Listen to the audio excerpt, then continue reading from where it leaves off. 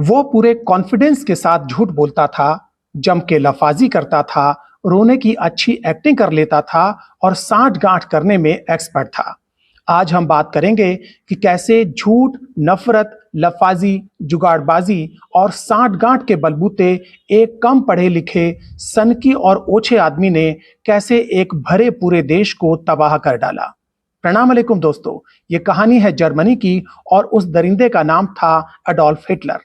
अगर ये कहानी सुनाते समय आपके दिमाग में और कोई चेहरा आने लगे तो ये आपकी प्रॉब्लम है। तो आइए शुरू करते हैं।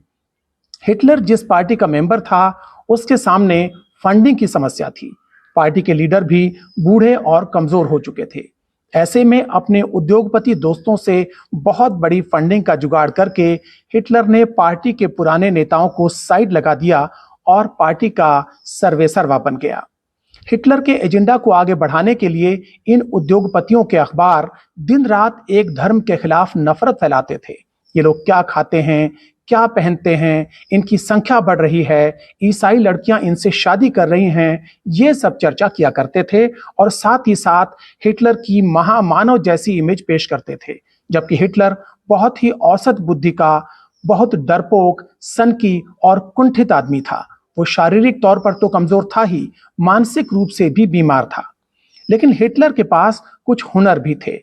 वो सफेद झूठ, लफाजी, नाटकबाजी और साँठ-गाँठ में एक्सपर्ट था। वो हाथ हिला हिला कर, आंखें नचा नचा कर भाषण देता था, जिनमें तथ्यों के बजाय झूठ और बतौलेबाजी भरी होती थी। हिटलर हर पुरानी अच्छी चीज को नापसंद करता था। वो नया जर्मनी बनाने का नारा देता था। सब पुराने नेताओं को लगातार कोसता रहता था। पुरानी संसद में आग लगवाकर उसने संसद भी नई बनवा ली थी।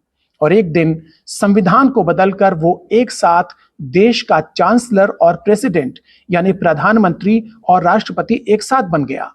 हिटलर ने अपने बारे में प्रचार करवाया कि उसकी ऑफिशियल शादी नहीं है, परिवार नहीं है, वो खाएगा तो किसके लिए? लेकिन वो खाता भी था और अपने दोस्तों को खिलाता भी था।